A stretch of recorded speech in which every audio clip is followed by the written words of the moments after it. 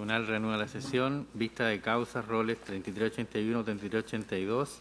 Requerimiento de inaplicabilidad por inconstitucionalidad presentados por Eduardo Romo Martínez, José Manuel Cruzado Infante respecto a los artículos 21, inciso primero, inciso segundo, quinto y octavo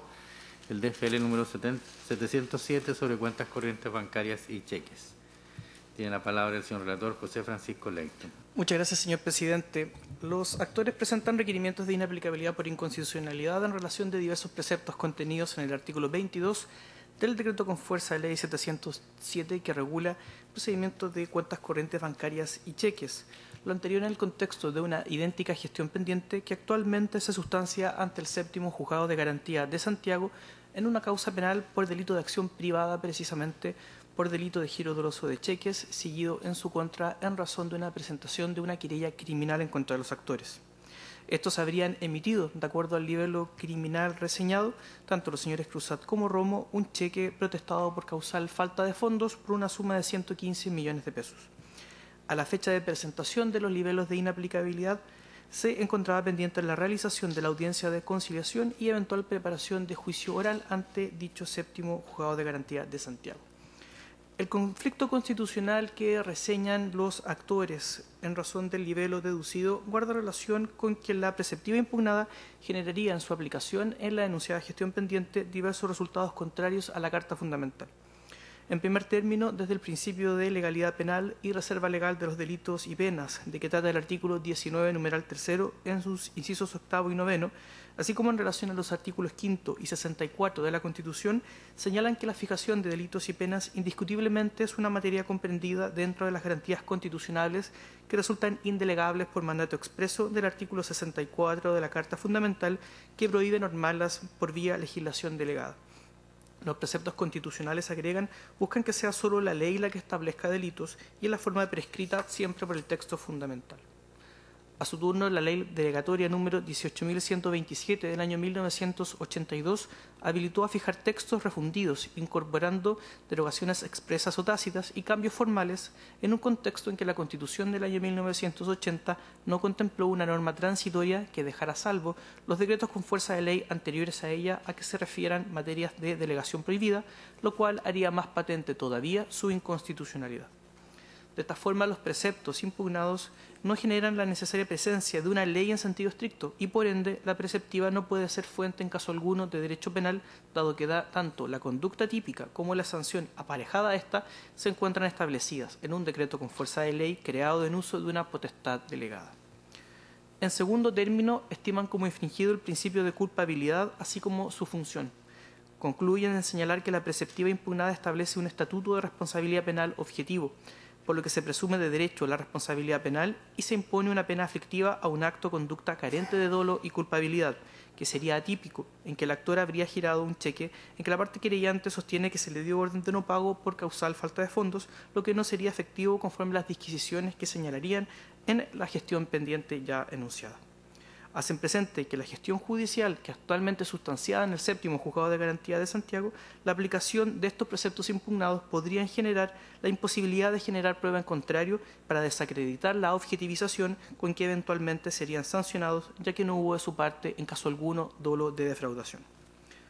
En tercer capítulo, denuncian vulnerada la prohibición de prisión por deudas, contemplada en el artículo 19 de la Constitución Política en sus numerales primero y séptimo, en relación con el artículo 5, inciso segundo, todos los anteriores de la Carta Fundamental.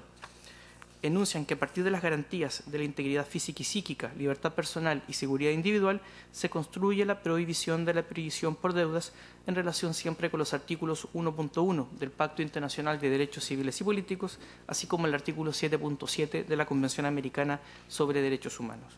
En este apartado hacen presente que la aplicación de estos preceptos generan la privación de su libertad como consecuencia del no pago de un cheque cuyo objeto era garantizar el pago futuro de obligaciones. Así se transforma en el supuesto prohibido por el constituyente, esto es, una verdadera prisión dado un eventual incumplimiento contractual de corte civil o comercial.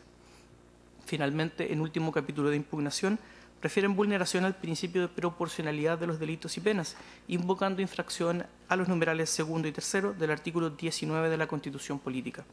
exponen que en materia penal la intervención del Estado debe ser restringida, de tal manera que si el objetivo de proteger el bien jurídico es posible ser satisfecho por vías diferentes a la sanción penal, éstas deben preferirse en lugar de establecer o crear un delito con la correspondiente sanción o pena.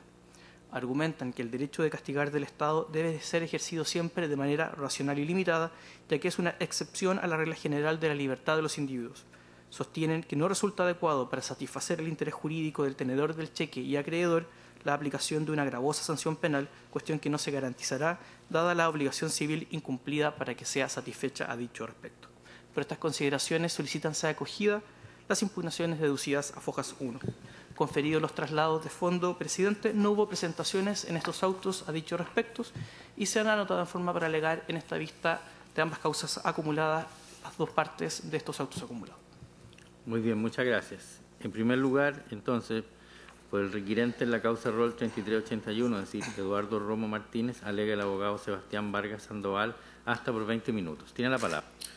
Muchas gracias, señor presidente de este excelentísimo tribunal. Vengan a alegar requerimiento de inaplicabilidad interpuesto en contra del artículo 22 del decreto con fuerza de ley número 707 por su señoría en la aplicación de la gestión pendiente del séptimo juzgado de garantía de Santiago, RIT 333-2017,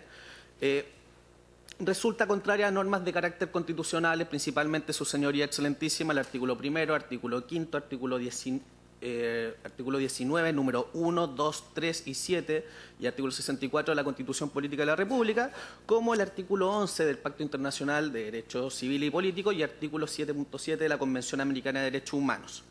Su señoría excelentísima,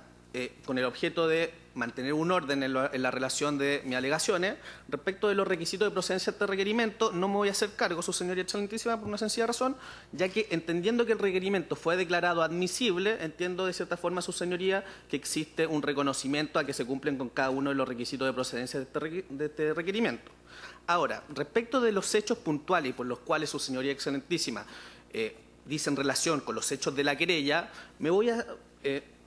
hacer el tiempo, su señoría excelentísima, de explicarle la situación puntual por la cual se ha interpuesto esta querella criminal en contra de mi representado, específicamente en lo que dice relación con los hechos planteados en la querella propiamente tal, con los hechos, su señoría, que se omiten por parte del querellante y que dicen relación, su señoría, a esta infracción a derechos fundamentales y garantías constitucionales respecto de mi representado. En ese sentido, voy a solicitar autorización para leer un párrafo breve, su señoría excelentísima, que dice relación con los hechos que se ha planteado en la querella criminal interpuesto en el séptimo juzgado de garantía de Santiago y que son los fundamentos fácticos, de cierta forma, de la querella que se ha planteado en autos. Gracias, su señoría ilustrísima. Señala el querellante en su libelo pretensor, su señoría, que en el mes de septiembre del año 2016 le fue endosado en pago a mi representada JL Rifo Motor S.p.A. un cheque girado por Manuel Cruzat Infante, Eduardo Romo Martínez, de la cuenta corriente 68379300, serie 0000480, perteneciente a Santa Amelia Inversión S.p.A., serie HJP 0000480838, el Banco Santander, sucursal de Apoquindo de la ciudad de Santiago, por la suma de 115 millones de pesos con vencimiento el día 30 de septiembre del año 2016, el cual fue protestado por falta de fondo el día 11 de noviembre del año 2016. La gestión preparatoria se desarrolló ante el 28 Juzgado Civil de Santiago en causa rol C28872 del año 2016, notificada judicialmente el protesto de sede civil en la dirección de la Sociedad Giradora de calle Nueva York, número 33, departamento 501, Comuna de Santiago. Los giradores no consignaron los fondos suficientes para cubrir el valor del cheque, intereses y costas, ni tampoco pusieron tacha de falsedad a sus firmas puestas en el cheque, según consta de las copias autorizadas de la gestión realizada en el expediente, cuya copia se acompaña en un otro sí de esta presentación. De este modo, se ha configurado el delito contemplado en el artículo 22 del decreto con fuerza de ley número 707 sobre cuentas corrientes bancarias cheque en relación al artículo 467 del Código Penal. Este es el núcleo fáctico de la imputación del querellante, su señoría excelentísima, que se plantea en la querella de actos. Además, su señoría excelentísima, en la querella, que hace las veces de acusación, porque estamos ante una gestión que dice relación con un procedimiento de acción penal privada, señala la calificación jurídica, que sería el supuesto delito de giro doloso de cheque del artículo 22 del decreto con fuerza de ley 707, el grado de desarrollo de calidad de consumado, autor ejecutor del artículo 15, número 1 del Código Penal, circunstancias modificatorias de responsabilidad, no indica, su señoría, que concurra alguna, Los preceptos legales aplicables establece el artículo 22, artículo 33, 41 del Decreto con fuerza de ley 707, artículo 55, 113 y siguientes del Código Procesal Penal, y la pena solicitada al requirente, el querellante, es la pena de 5 años de presidio menor en su grado máximo y multa de 15 unidades tributarias mensuales. La verdad, su señoría excelentísima, es que los hechos que se desprenden de la querella no dicen mucho, su señoría excelentísima, salvo el hecho de que se giró un cheque por parte de mis representados, que supuestamente fue endosado y fue entregado a un tercero, su señoría, completamente ajeno a quien se le entregó como beneficiario puntual este cheque. Y paso a explicar cuál es el motivo, su señoría, de por qué se configura de cierta forma esta situación penal y el artículo 22 y la aplicación en el caso en concreto. La verdad, su señoría, que mis representados, ¿qué es lo que hicieron? Tienen una empresa, tienen un terreno en el cual cuentan con una producción vinivinícola, en la cual le venden esta producción a la viña Conchitoro. Anualmente, por una cierta cantidad de plata, la que se paga en 10 cuotas anuales, su señoría, dividido en el año. Mi representado, con el objeto de tener solvencia, en atención a que estas cuotas se pagaban de carácter mensual, en 10 cuotas en el año, trató de realizar una operación comercial de factorización de esta deuda a fin de obtener la liquidez correspondiente para poder contar con esos recursos con anterioridad. De esta forma se lo encargó su señoría al señor Facio que realizara esta operación comercial con terceros, con un factoring, y producto de eso se le iba a pagar una cantidad de plata a título de honorarios por su gestión. El señor Facio encarga esta gestión a un factoring, pero lamentablemente esa operación no funciona. Sin perjuicio de ello, había notificado a la viña Conchitoro con el objeto de que realizara los pagos a este factoring, que supuestamente había aceptado esta gestión, pero que con posterioridad, como ya lo señalé, no prospera. Sin perjuicio de ello, para dejar sin efecto esta operación de comercial, el señor Facio, ¿qué es lo que le pide a mi representado? Le pide tanto al señor Eduardo Romo como al señor Manuel Cruzat que a través de su grupo comercial o su holding le emitiera un cheque con el objeto de garantizar esta supuesta operación. Supuesta operación que con posterioridad no funciona, su señoría, no se realiza. ¿Y qué es lo que hace el señor Facio, beneficiario principal del cheque? En atención a que este cheque era el portador, su señoría excelentísima, no se llevó esta operación de comercio. Al señor Facio se le indicó que los fondos iban a estar a fin de cubrir sus honorarios y cubrir este cheque una vez que se realizara la operación comercial que él tenía a cargo. Esa situación, como ya lo señalé, no se pudo realizar, por lo cual los fondos no fueron ingresados para cubrir ese cheque. Sin perjuicio de ello, se le pidió también que hiciera la restitución de este cheque, cuestión que no hizo, todo lo contrario. ¿Qué fue lo que hizo? Actuando completamente de mala fe, su señoría excelentísima, entrega este cheque con el objeto de pagar una serie de vehículos que dicen relación con la empresa que se está querellando por este supuesto delito de falsificación, de giro doloso de cheque, la empresa de nombre JL Rifo Motor S.p.A. O sea, ¿ante qué estamos, su señoría excelentísima? Mi representado no realiza esta compra de vehículos, no participa en ella, entrega un cheque en garantía para una operación comercial que no prosperó, y el beneficiario de este cheque de mala fe hace una gestión completamente distinta, endosando este cheque, entregándolo en forma de pago por unos vehículos que con posterioridad, cuando este cheque es protestado, devuelve, dejando sin efecto esta compraventa de vehículos. Sin perjuicio de ello, su señoría, el querellante, sin perjuicio que le habían hecho la devolución de los vehículos, realiza la gestión preparatoria pertinente y interpone la acción criminal de giro doloso de cheque con el objeto, su señoría excelentísima, de presionar a mi representado para que se le pagase los 115 millones, que en el caso en concreto no dicen relación alguna, porque le fueron devueltos sus vehículos que supuestamente el señor Facio había adquirido. O sea, su señoría, aquí lo que pretende el querellante, en el caso en concreto, es un enriquecimiento sin causa en atención, su señoría, a unas presiones a través de una gestión penal, como es el giro doloso de cheque, que encuentra asociado, su señoría, una pena de 5 años como la que está solicitando. Su señoría excelentísima, respecto, esos son los hechos fácticos y esos son los hechos que acontecieron y que lamentablemente su señoría, como usted lo podrá apreciar, no hizo en relación con una intencionalidad de mi representado a no cumplir con un pago efectivo producto de estos vehículos, porque la verdad que mi representado no participó en esa operación comercial ni participó en esa compraventa que se realizaron de estos vehículos, sino que un tercero que entregó un cheque al portador y que malamente el beneficiario principal lo entregó para la adquisición de vehículos, pero que hizo la restitución de los mismos sin perjuicio de ello. El beneficiario secundario realizó esta gestión, su señoría, buscando de cierta forma que mi representado le pagara además una cierta cantidad de plata, como son los 115 millones, bajo el apercibimiento de que de cierta forma se le curse una sanción de carácter penal. Esos son los hechos y los núcleos fácticos y los hechos acontecidos. Ahora, su señoría excelentísima, nosotros planteamos el requerimiento de inaplicabilidad, como ya lo hemos señalado, por la infracción a ciertas normas de carácter constitucional que dicen relación principalmente con el principio de legalidad, como ya lo planteamos en atención al artículo 64, sin perjuicio de ello, tengo conocimiento de que ya este excelentísimo tribunal tiene zanjada esta materia en lo que hice relación en el fallo número 776 del año 2007, en lo que hice relación a que la ley que en un principio regula el artículo 22 es la 3.845 y que con posterioridad se hicieron modificaciones legales de la misma sin perjuicio de esta facultad que tiene, que se le entregó de cierta forma al Ejecutivo para poder coordinar y sintetizar y refundar todos estos cuerpos legales en un decreto con fuerza de ley. Sin perjuicio de ello y a criterio, su señoría excelentísima, de este requirente, la verdad es que creemos, su señoría, de que la norma constitucional, en el artículo 19, número 3, inciso final, establece claramente que la descripción del tipo penal tiene que estar en una ley y no tiene que estar propiamente en un decreto con fuerza de ley. Y eso es lo que provoca, de cierta forma, a criterio esta parte de la inconstitucionalidad, porque sin perjuicio que esta norma de carácter legal, que en un principio fue la ley 3.845 y que con posterioridad, su señoría excelentísima, también fue modificada a través de cuerpos legales, la Constitución lo que exige, su señoría, es que la descripción legal esté propiamente en una ley estricta, no en un decreto con fuerza de ley. Y a eso es lo que va nuestra inconstitucionalidad.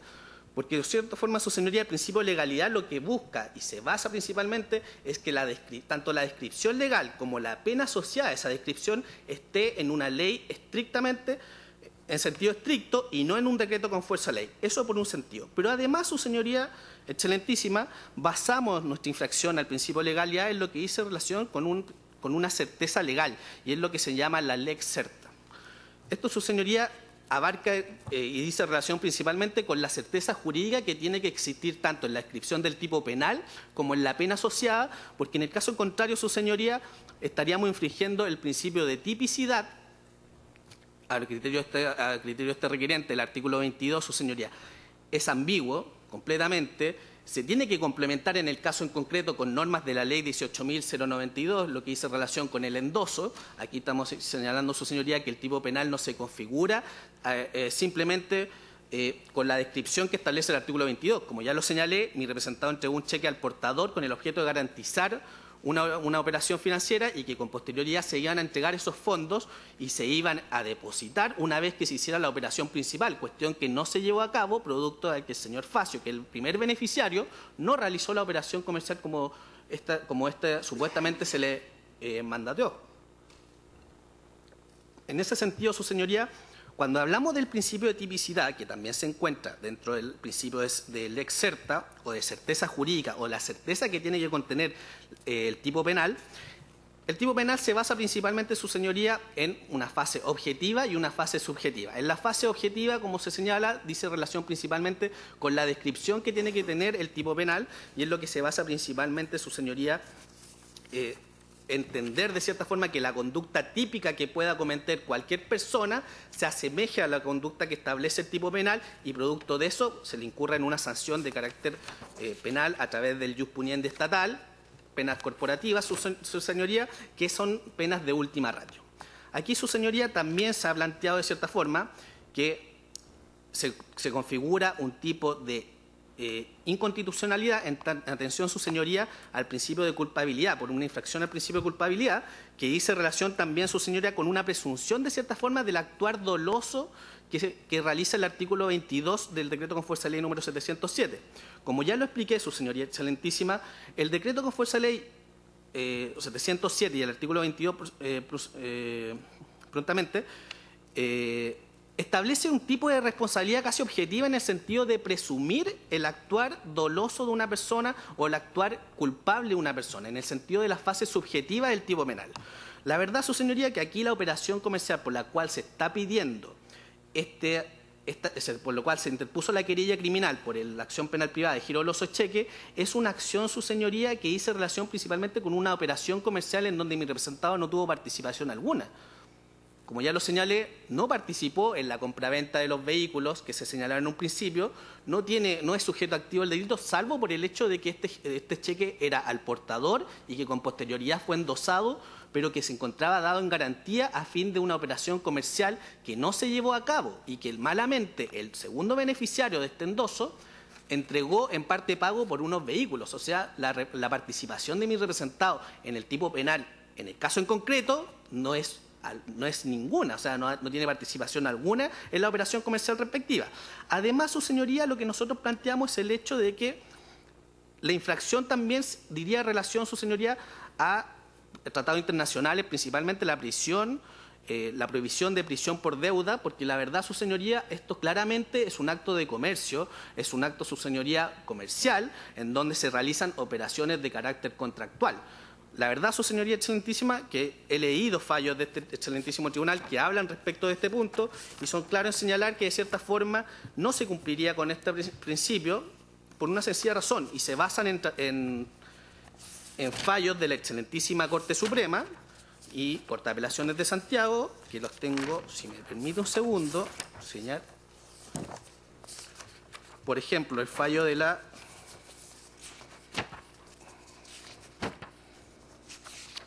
el fallo número 3458 del año 2003 de la Corte de Apelaciones de Santiago, el fallo de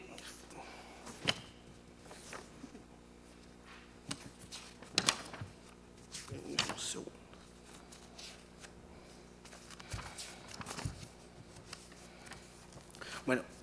sin perjuicio de que cuando lo encuentro se lo voy a señalar, su señoría excelentísima, dice en relación principalmente que lo que busca la pena, en concreto su señoría, en el artículo 22 y la acción penal que se ejerce, es por el incumplimiento de la ley. O sea, ¿qué es lo que se señala esto? Que de cierta forma no estaríamos ante la hipótesis de prohibición de prisión por deuda, porque estaríamos ante un incumplimiento de carácter legal como es la tipificada en el artículo 22. Sin perjuicio de ello, su señoría excelentísima, se basa en una serie de fallos que provienen desde el año 2003 hasta el año 2008, en donde el delito de giro doloso de cheque no existían las modificaciones pertinentes ni la norma adecuatoria respecto a la reforma procesal penal, en donde de cierta forma, ¿qué es lo que hace? Se establece una diferencia, su señoría, en lo que es el bien jurídico protegido. Ya no es un orden público económico, sino que es, ni tampoco la buena fe por parte de los contratantes, sino que lo que se protege de cierta forma en un giro doloso de cheque, cuando estamos hablando de una acción penal privada, es única y exclusivamente el patrimonio de la persona que supuestamente iba a ser beneficiaria con este cheque. ¿Y por qué digo esto? Porque el propio artículo 22, en su norma, en su inciso octavo, su señoría excelentísima, señala expresamente la posibilidad de que el legislador, señala expresamente que el legislador la posibilidad de que, dando cumplimiento a esta obligación de carácter contractual, se aplique el sobreseimiento definitivo de la causa. O sea, su señoría excelentísima, si esto no es una obligación, si el legislador hubiese hecho la diferencia entre un delito propiamente tal con bienes jurídicos de tal importancia como es el orden público económico, la buena fe de las partes y el patrimonio del beneficiario, no hubiese establecido, su señoría, una situación de exclusión de responsabilidad por el cumplimiento de la obligación de carácter contractual, ya sea por el acto de comercio propiamente tal o por una acción de carácter civil. Es más, su señoría excelentísima, si el legislador hubiese querido, de cierta forma, establecer un tipo penal porque el actuar es completamente, su señoría, detestable para la comunidad y afecta al interés público, no hubiese hecho la discriminación entre fijar del delito de giro doloso de cheque de acción penal privada, como establece en el artículo 42, como delito de acción penal pública, que son también giro doloso de cheque, su señoría, pero que dice en relación a otro tipo de casos, en donde sí participa el Ministerio Público, que es el órgano que ha entregado a la Constitución la obligación de investigar, su señoría, y perseguir todo tipo de delitos. Esa situación, su señoría, no la podemos desconocer y una situación que viene al caso en concreto por una sencilla razón. Porque de esa forma, su señoría, se establece que el artículo 22 claramente lo que persigue es apercibir o de cierta forma coaccionar a una persona a cumplir con el pago de una obligación de carácter contractual bajo la sanción de que si no cumple esa obligación de carácter contractual se le aplique esta pena de carácter corporal a través del poder coercitivo del Estado, su señoría. Y por eso hago referencia al inciso octavo del artículo 22, porque establece esta causal de exclusión de responsabilidad única y exclusivamente con el cumplimiento de la obligación de carácter contractual y no de otra forma. O sea, la obligación de carácter contractual, los intereses y las costas del proceso. Dando cumplimiento a esa situación, el legislador entiende que de cierta forma se tienen por desafectados los bienes jurídicos que pretendía proteger y realiza o da como de cierta forma esta sanción de sobreseimiento definitivo en la causa. En ese sentido, su señoría, y pasando directamente al principio de proporcionalidad, entendemos que de cierta forma la proporcionalidad que se le ha aplicado a esta pena a un giro de los excheques tampoco hizo relación, su señoría, con una obligación de carácter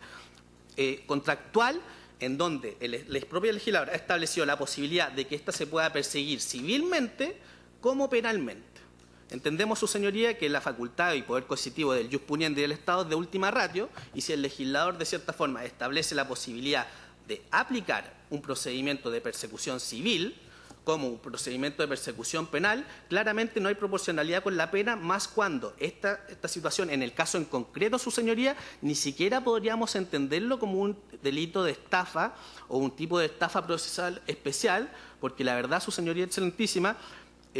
no se cumple con ninguno de los presupuestos de un delito de estafa.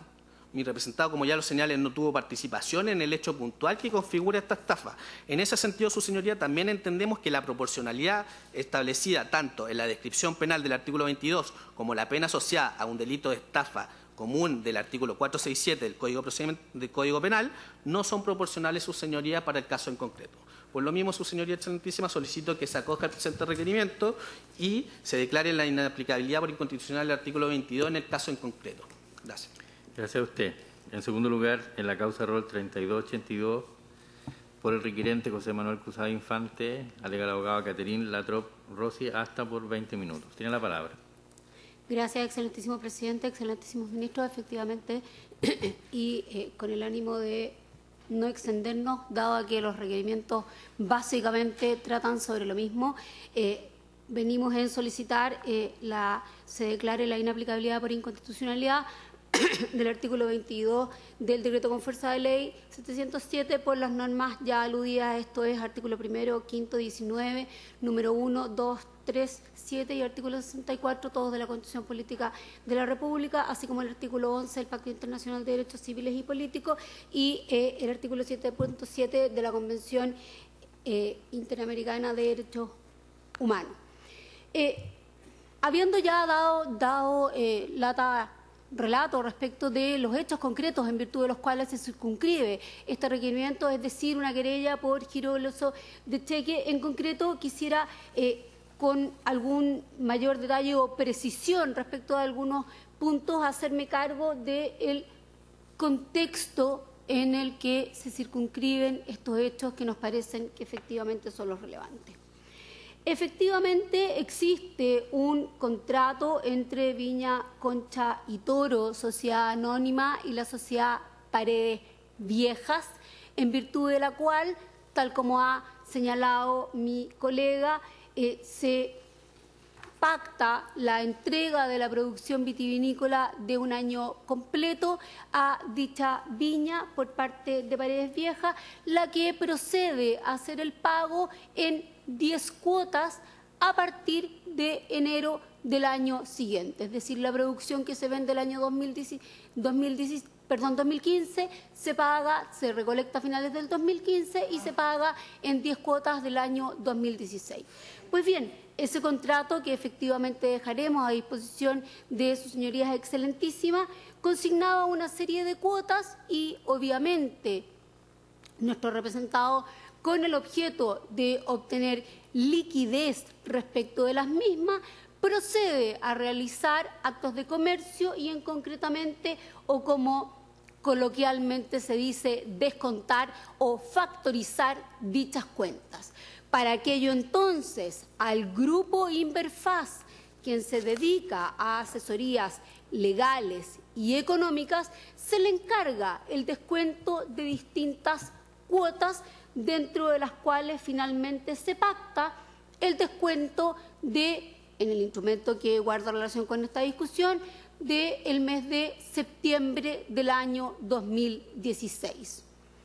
Pues bien, acordado aquello en enero de 2016, entonces procede Inverfaz a notificar dicha cesión de crédito con fecha 2 de mayo del año 2016, efectivamente a la viña Concha y Toro. El único problema de aquella notificación, y que esta relación de los hechos obviamente guarda relación con aquello que nos haremos cargo con posterioridad de la causalidad y el dolo, obviamente, es que toda esta operación de descuento tenía por objeto proveer de liquidez a el grupo Cruzat. Pues bien, lamentablemente, no obstante, el señor Rafael Facio, en representación del grupo Inverfaz, procede a notificar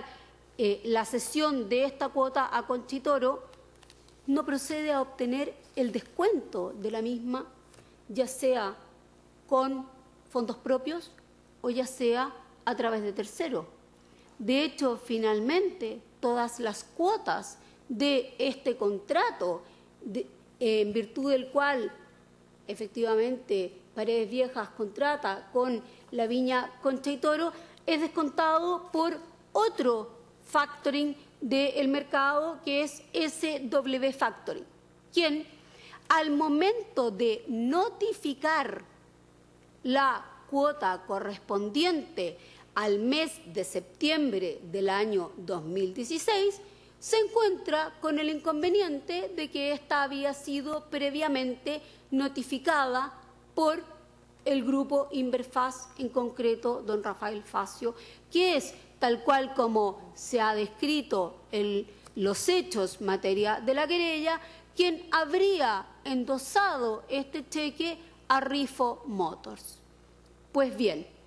el señor Facio tenía como garantía de esta operación el cheque por el valor de la cuota que establece este contrato a descontar, que eran 115 millones de pesos. No habiendo descontado la cuota, viéndose requerido a restituir el cheque y a dejar sin efecto la notificación que había hecho de la cesión del derecho del contrato, pues entonces endosa este cheque que se encontraba al portador, a Rifo Motors, y procede a comprar autos de lujo. Y entonces ese es el contexto fáctico, más allá de lo que se describe en la querella, porque lo que la querella señala, solamente señala que ha recibido un cheque endosado de don Rafael Facio, pero no da cuenta de ningún otro antecedente, y que estos son básicamente los hechos que guardan relación con el contexto de por qué se ha endosado el aludido documento. Como puede verse, este cheque entonces, que es hoy día objeto de querella y que motiva el requerimiento de inaplicabilidad por inconstitucionalidad, entonces era una garantía que entrega, en este caso, la sociedad Santa Amelia, a el señor Rafael Facio, representante del grupo Inverfaz, para que en el evento de que se descontara la cuota, obtuviera el pago por la comisión por realizar las operaciones de descuento. Señorías excelentísimas. Entonces, ¿cuál es la importancia de describir esta figura comercial? La importancia de describir la figura comercial en relación a lo que establece el artículo 22 del decreto con fuerza de ley 707 guarda relación con la descripción típica que hace el artículo 22. Porque la pregunta es, de acuerdo a la necesidad que existe y tal cual como ha hecho presente mi colega en términos del principio de reserva legal, existe una claridad y una coincidencia respecto de la descripción típica que hace el artículo 22 en torno a la conducta desplegada. Existe una claridad en lo que dice relación a que efectivamente cuando en la práctica lo que hemos mutado es en una operación de las descritas en la ley 18.092, efectivamente corresponde la sanción tipificada en el artículo 22 del decreto con fuerza de ley 707, creemos que respecto de aquel punto en cuanto a la reserva legal no lo existe, y desde esa perspectiva es que en este punto estamos solicitando se declare la inaplicabilidad respecto del precepto en alusión en relación al artículo 19, número 3, inciso octavo y noveno, y el artículo 5 y 64 de la Constitución Política de la República. Adicionalmente, creemos que sin duda, hay una infracción al principio de la culpabilidad de la pena. Y en este sentido, en cuanto establece el artículo 19, número 3, inciso séptimo, en relación al artículo 1 de la Constitución, la ley no podrá presumir de derecho la responsabilidad penal. Y lo que hace precisamente el artículo 22 es presumir de derecho la responsabilidad. Entonces, ahí, y si me permiten en concreto y autoriza, excelentísimo tribunal, leer la cita que hace Jacobs en relación a este principio. Dice, el principio de culpabilidad significa que la culpabilidad es un presupuesto necesario de la legitimidad de la pena estatal. A su vez, la culpabilidad es el resultado de una imputación reprobatoria en el sentido de que la defraudación que se ha producido viene motivada por la voluntad dolosa o culposa de una persona. Sin respetar el principio de culpabilidad, la pena es ilegítima. Si la pena no está limitada por la culpabilidad, trata como cosa a la persona que va a ser sometida a ella. En otras palabras, la pena no debe regirse exclusivamente por la utilidad pública que se espera de ella, sino que debe mantenerse dentro del marco de la culpabilidad del autor. Y entonces aquí, esa cita en relación a este principio hay que llevarla al caso concreto, porque se está pidiendo la inaplicabilidad respecto de este caso concreto. Podemos concretamente, no obstante se está presumiendo la responsabilidad penal, llevar la culpabilidad, llevar el dolo a este caso concreto en el cual, sin ninguna duda, lo que ha operado es una operación comercial que ha desnaturalizado y ha hecho que aquel bien jurídico que se buscaba proteger a través de la ley de cheques pase a ser una operación comercial que no puede, para este caso concreto, tener la protección y el amparo del artículo 22 del decreto con fuerza de ley 707. El estatuto de responsabilidad que plantea el artículo 22 del artículo 707 es una responsabilidad objetiva, presume de derecho la responsabilidad penal, y desde esa perspectiva nos parece que no es posible per se establecerla para el caso concreto, porque no podemos dejar de tener presente que en este caso a don Manuel Cruzat se le está acusando como autor ejecutor del delito de giro doloso de cheque respecto de un cheque que fue endosado por un tercero y que había sido entregado con el objeto de garantizar una operación comercial. Y desde esa perspectiva, entonces, creemos que es inaplicable. Más allá de hacernos cargo de si aquella operación comercial, entonces, contraviene la prisión por deudas y contraviene lo establecido por el artículo 11 del Pacto Internacional de Derechos Civiles y Políticos o por el artículo 7.7 de la Convención Americana de Derechos Humanos, lo concreto es establecer si las operaciones comerciales en sí, cuando lo que ha ocurrido es la desnaturalización del cheque y de la protección jurídica que se le quería dar, corresponde entonces la aplicación de una pena aflictiva como la que se está solicitando, que es la de 5 años. En cuanto al principio de proporcionalidad que hizo alusión mi colega, en este concreto es importante hacer presente que la ley describe expresamente la conducta a sancionar, pero aquello, dado el caso concreto, resulta absolutamente contradictorio con lo establecido en el artículo 19, número 2 de nuestra Constitución Política de la República, sus señorías excelentísimas, por cuanto ni la ley ni autoridad alguna, entendemos, puede establecer diferencias arbitrarias. Y desde este contexto en que se enmarca el reconocimiento de una exigencia de proporcionalidad del ius punendi como una excepción del poder único y exclusivo del Estado para ejercer la violencia, entendemos legal. La reserva legal en materia de derechos fundamentales y la garantía de su contenido creemos que conforman lo que se ha denominado el límite a los límites y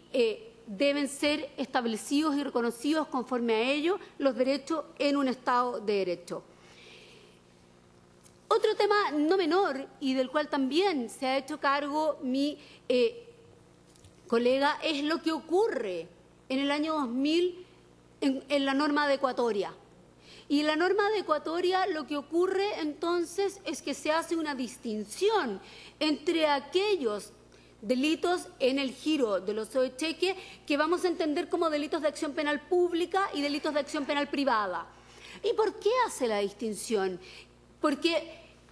podemos claramente entender cuando el legislador habla y lo norma y hace la remisión al delito de estafa, que lo que está buscando es la fe pública, que lo que está buscando es la seguridad de los mercados y lo que está sancionando es el dolo. Pero aquellos casos en que lo separa y específicamente lo deja dentro de los delitos de acción penal privada, entendemos necesariamente que lo que aquí ocurre y que es importante tener presente dentro del concepto de necesariedad es que lo que se está protegiendo es el patrimonio. ¿Y el patrimonio dentro de qué? No el patrimonio como bien jurídico protegido, sino que el patrimonio dentro de lo que son las relaciones comerciales. Y dentro entonces de estas relaciones comerciales es que debemos entender el principio de proporcionalidad estricta entre la conducta de un acto de comercio y la pena asignada por el artículo 22 del decreto 707, que entendemos faltaría o no existiría. El no pago de una obligación crediticia emana de un instrumento de pago como es el cheque entregado para realizar una operación financiera, pero para garantizarlas, sus señorías excelentísimas,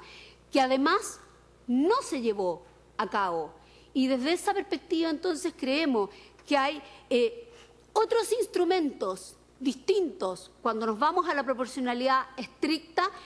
crediticios de la misma naturaleza, que tienen otro tratamiento, como es el pagaré, para el cual el legislador no estableció una pena privativa de libertad en el tramo en que se permite solicitar por el monto en que estamos en discusión. En definitiva, la aplicación del inciso segundo del artículo 22 en la gestión pendiente que se discute o se solicita se aplique el principio de proporcionalidad al establecer una desproporción entre la sanción impuesta y la conducta regulada en la norma, entendemos afecta la garantía fundamental. Y, finalmente, sin duda, entendemos que existe una infracción al principio de proporcionalidad en sentido estricto con la pena solicitada. En razón de lo anterior, al entender que se sanciona como estafa un acto que es netamente de comercio. En virtud de todo lo expuesto es que solicitamos que este excelentísimo tribunal declare para el caso concreto la inaplicabilidad del precepto contenido en el artículo 22 del decreto con fuerza de ley 707. Gracias. Gracias a usted. ¿Alguna pregunta, señores ministros? No. Ministro Pozo, perdón. Tiene la palabra. Algunos de los requirentes, el cheque está vinculado, está inserto en el contrato, está individualizado.